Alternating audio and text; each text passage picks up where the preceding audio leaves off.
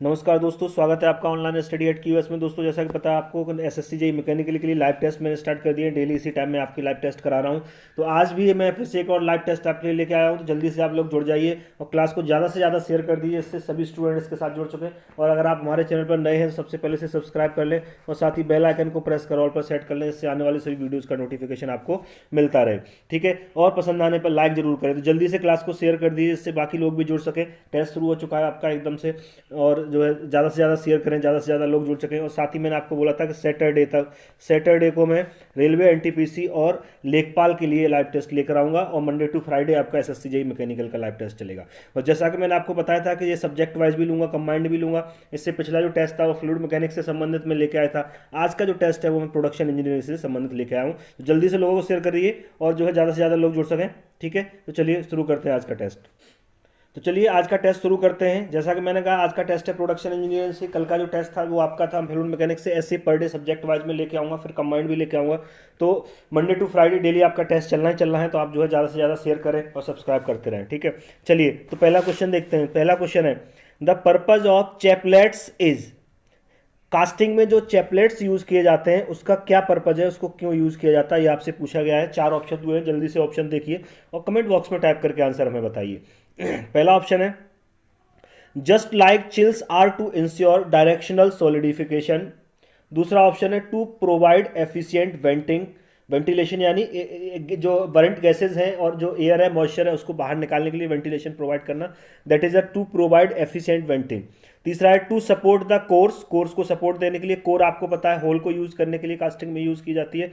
किसी casting part में कोई होल क्रिएट करना है तो उसके लिए कोर यूज किया जाता है। और चौथा ऑप्शन है, to join lower and upper parts of the moulding box. Moulding box के अपर और लोअर पार्ट होते हैं जिसको हम कोप और ड्रैग कहते हैं। क्या कोप और ड्रैग कहते हैं, उसको जोड़ने के लिए यूज होता है। तो चैपलेट्स का यूज क्या है, जल्दी से हमें कमेंट बॉक्स में आंसर टाइप करके बताइए। तो इसका सही आंसर हो जाएगा टू सपोर्ट द कोर्स। ठीक है, चैपलेट्स का जो यूज होता है वो कोर्स को सपोर्ट करने के लिए कास्टिंग में किया जाता है। और कोर किस लिए होता है, कास्टिंग प्रोडक्ट में होल को क्रिएट करने के लिए किया जाता है। चलिए अगला क्वेश्चन देखते हैं।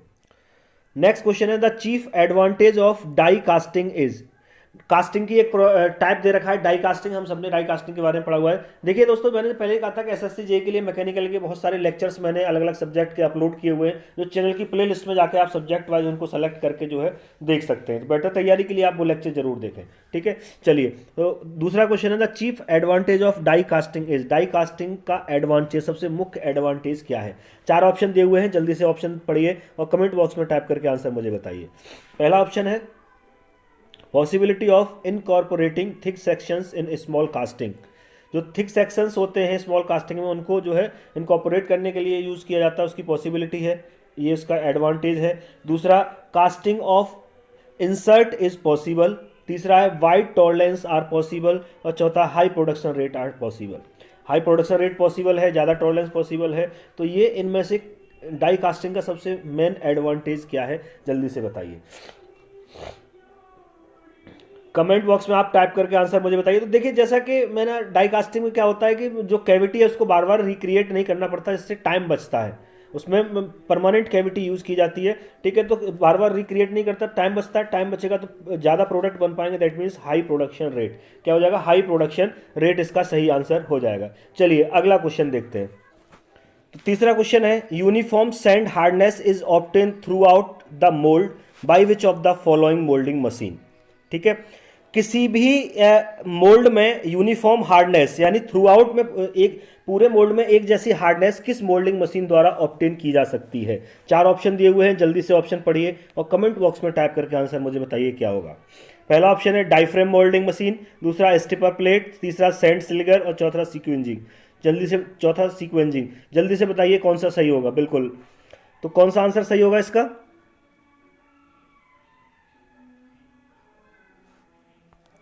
Sand slinger.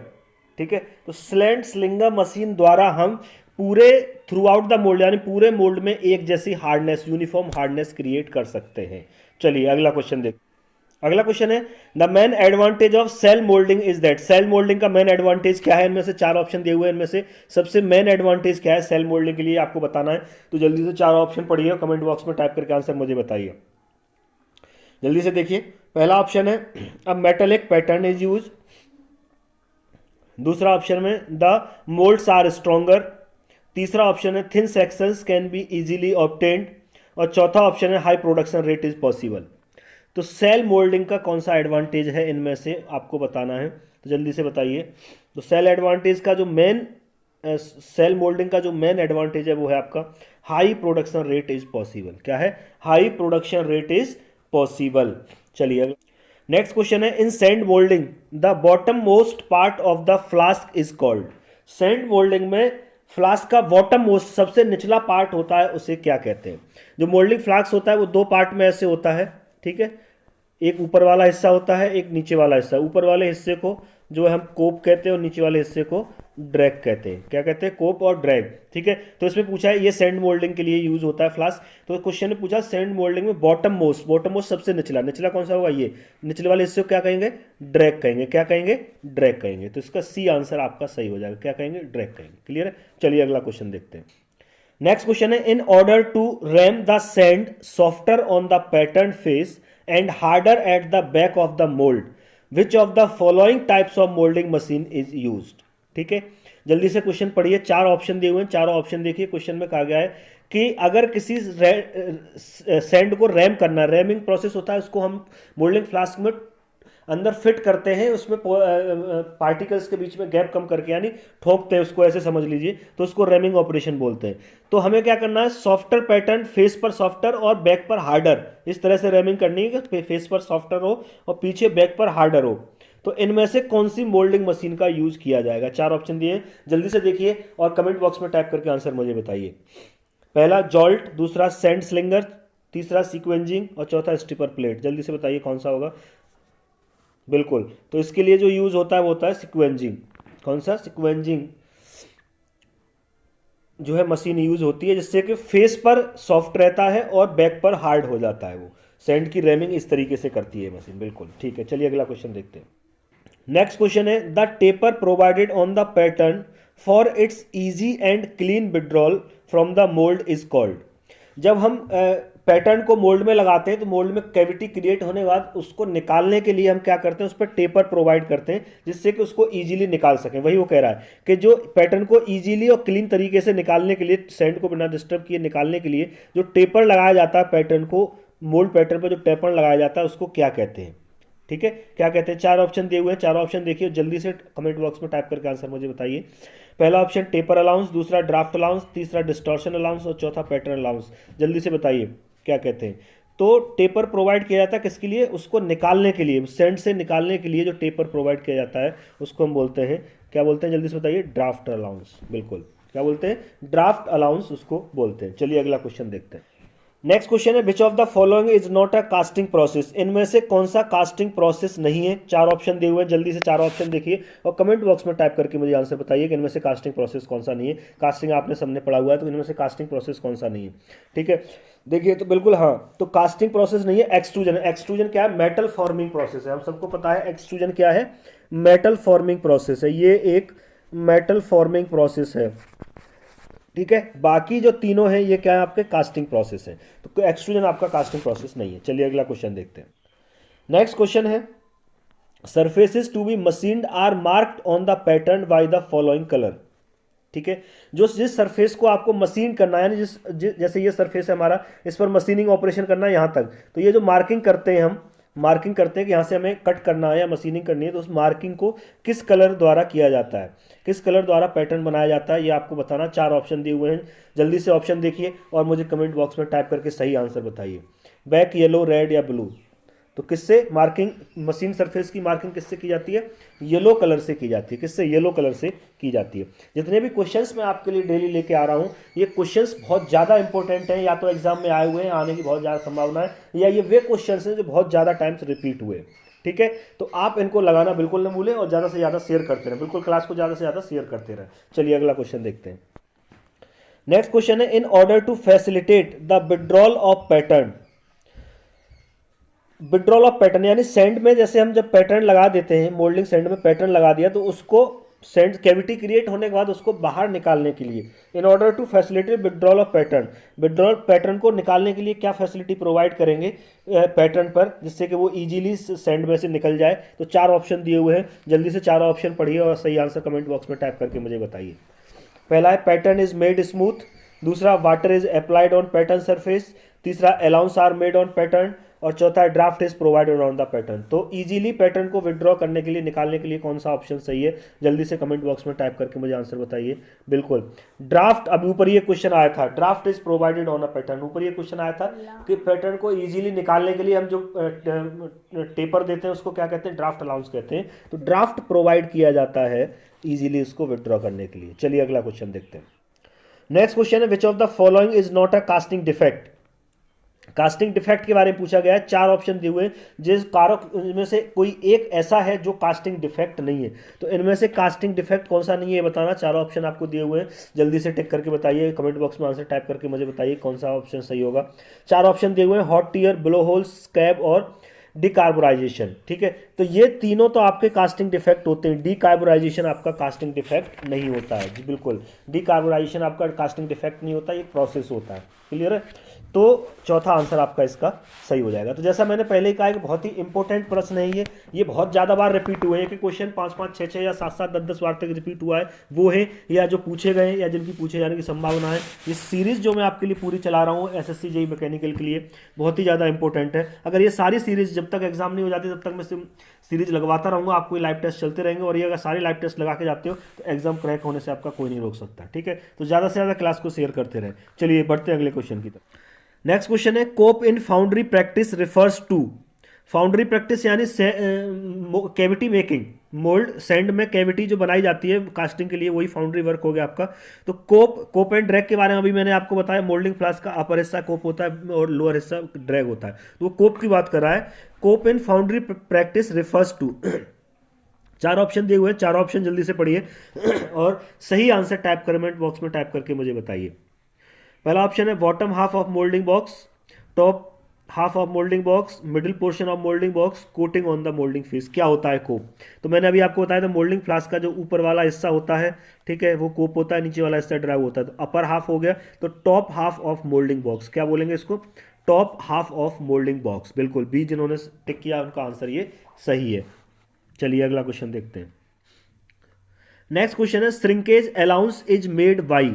Shrinkage allowance, pattern allowances के बारे में पूछा गया था। जो श्रिंकेज अलाउंस होता है, यानी मटेरियल क्या होता है, सॉलिडिफिकेशन के दौरान श्रिंक होने लगता है, तो उसको ओवर करने के लिए श्रिंकेज अलाउंस दिया जाता है। तो shrinkage allowance is made by किसके द्वारा बनाया जाता है, ये आपको बताना। 4 ऑप्शन दिए, चारों ऑप्शन आप पढ़िए और जल्दी से कमेंट बॉक्स में टाइप करके आंसर मुझे बताइए। ठीक है, पहला ऑप्शन है adding to external and internal dimensions, internal और एक्सटर्नल डायमेंशंस को बढ़ा दो, ऐड कर दो उनमें कुछ वैल्यू। दूसरा subtracting from external and internal dimensions, internal और एक्सटर्नल डायमेंशन है उनमें से कुछ डायमेंशन को कम कर दो, घटा दो।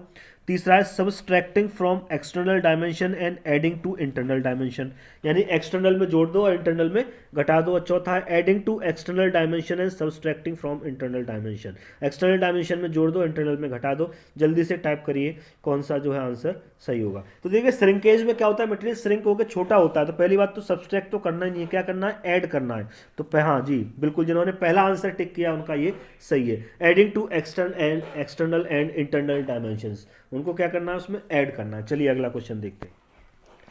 नेक्स्ट क्वेश्चन है hot tears are the result of which of following. Hot tears क्या है, ये आपका हॉट टीयर्स आपका जो है कास्टिंग डिफेक्ट होता है, तो इनमें से किसकी वजह से वो क्रिएट होता है। 4 ऑप्शन दिए हुए हैं, इनमें से किसकी वजह से हॉट टीयर्स जो डिफेक्ट है वो क्रिएट होता है, बताना है। 4 ऑप्शन जल्दी से पढ़िए और कमेंट बॉक्स में टाइप करके आंसर मुझे बताइए। पहला ऑप्शन है लोअर परमिएबिलिटी, दूसरा लोअर ग्रीन स्ट्रेंथ, तीसरा मोर फिन्स, चौथा रेस्ट्रिक्ट टू कॉन्ट्रैक्शन। किसकी वजह से हॉट टीयर्स जनरेट होता है? जी, जिन्होंने चौथा टिक किया उनका ये आंसर सही है। जो हॉट टीयर्स है वो रेस्ट्रेंट टू कॉन्ट्रैक्शन, कॉन्ट्रैक्शन के लिए जो रेस्ट्रिक्शन होता है उसकी वजह से हॉट टीयर्स क्रिएट होता है। तो चौथा आंसर इसका सही हो जाएगा। चलिए बढ़ते हैं अगले क्वेश्चन की तरफ। नेक्स्ट क्वेश्चन है विच of the following is not a foundry tool. इनमें से कौन सा टूल है जो फाउंड्री शॉप में यूज नहीं होता। फाउंड्री का मतलब है जिसमें कास्टिंग के लिए मोल्ड कैविटी तैयार की जाती है, उस शॉप में इनमें से किसका यूज नहीं होता, ये आपको बताना है। तो जैसा कि मैं कहता रहा हूँ, बहुत ही इंपॉर्टेंट प्रश्न की सीरीज लेके चल रहा हूँ। आज प्रोडक्शन लेके आया हूँ आपके लिए। इससे पिछले वाला टेस्ट में फ्लोट लेके आया था। कल एक और सब्जेक्ट लेके आऊँगा, मैं पहले से डिक्लेयर नहीं कर रहा हूँ, जल्दी से बता दिया जाएगा, वो आपको कल ही पता चल जाएगा कौन सा सब्जेक्ट है। तो पर डे ऐसे टेस्ट लेके आता रहूँगा, ठीक है। और जो क्वेश्चन है ये मोस्टली टाइम्स रिपीट हुए क्वेश्चन है, जो बहुत बहुत बार रिपीट हुए हैं और जिनके आने की बहुत ज़्यादा संभावना है। तो ये क्वेश्चन आप जरूर लगाएं और क्लास को शेयर करते रहें। तो बताइए इनमें से कौन सा फाउंड्री टूल नहीं है। 4 ऑप्शन दिए हुए हैं, रेडल, एर्बोर, स्लिक और ट्रोवेल। इनमें से कौन सा जो है ट्रोवेल, इनमें से कौन सा जो है फाउंड्री टूल नहीं है, ठीक है। तो एर्बोर जो है आपका फाउंड्री टूल नहीं है, ठीक है। बाकी जो हम बात करें रेडल, स्लिक और ट्रोवेल की, ये सब क्या है आपके फाउंड्री टूल है। लेकिन जो आपका एर्बोर है वो आपका फाउंड्री टूल नहीं है, ठीक है। एर्बोर जो है मिलिंग मशीन में यूज होता है। एर्बोर की बात करें तो ये किसमें, मिलिंग मशीन में यूज होता है। तो मशीन टूल, ये क्या होगा, मशीन शॉप का जो है आपका टूल हो गया, ठीक है। चलिए आगे बढ़ते हैं, अगला क्वेश्चन देखिए। नेक्स्ट क्वेश्चन है the vertical passage for bringing molten metal to mould cavity is called. ये मोल्टन मेटल है, यहाँ पर थोड़ा सा ब्रेक हो गया है, आप इसको यहाँ से देख सकते हो। The vertical passage for bringing molten metal to mould cavity is called, ठीक है। एक वर्टिकल पैसेज यानी एक वर्टिकल ट्यूब जो मोल्टन मेटल को कैविटी तक ले जाता है, उसको क्या कहते हैं, ठीक है, उसको क्या कहते हैं। 4 ऑप्शन दिए हुए हैं, राइजर, स्प्रू, रनर और गेट। जल्दी से बताना है आपको। तो देखिए, अगर जैसे हमारा ये कास्टिंग का मोल्ड कैविटी है और इसमें हम क्या करते हैं, यहाँ से गेट के थ्रू, गेटिंग सिस्टम होता है, गेट के थ्रू इस टाइप से एक लगा होता है। तो ये आपका वर्टिकल पैसेज हो गया ना, इसी के थ्रू ये गेट तक आएगा, गेट से कैविटी तक जाएगा। तो इसको क्या बोलते हैं, स्प्रू बोलते हैं। क्या बोलते हैं, स्प्रू बोलते हैं। तो सही आंसर क्या हो जाएगा आपका, स्प्रू। तो जिन्होंने बी टिक किया उनका ये आंसर सही है। चलिए अगला क्वेश्चन देखिए। नेक्स्ट क्वेश्चन है the process of pouring molten metal in the cavity of a metallic mould by gravity is known as, ठीक है। मोल्टन मेटल को किसी मेटेलिक मोल्ड कैविटी के अंदर पुअर करना, जो कि उसकी ग्रेविटी की वजह से उसमें नीचे चला जाता है, ठीक है। ग्रेविटी की वजह से वो नीचे चला जाता है। जैसे कि हमारी ये मोल्ड कैविटी है कोई, ठीक है, इसमें हम मोल्टन मेटल डाल रहे हैं, ये हमारी कोई मोल्ड कैविटी है और इसमें हम मोल्टन मेटल डाल रहे हैं, तो ठीक है, ये कैविटी मेटल की है, उसमें एक आ गया है और ये मेटल जो है फ्लो होकर ग्रेविटी की वजह से यहाँ तक आता है। तो इस प्रोसेस को क्या कहा जाएगा, इसको क्या कहते हैं, ठीक है। 4 ऑप्शन दिए हुए हैं, 4 ऑप्शन जल्दी से पढ़िए और कमेंट बॉक्स में टाइप करके सही आंसर मुझे बताइए। पहला ऑप्शन है परमानेंट मोल्ड कास्टिंग, दूसरा प्रेस्ड कास्टिंग, तीसरा सेल मोल्डिंग और चौथा डाई कास्टिंग।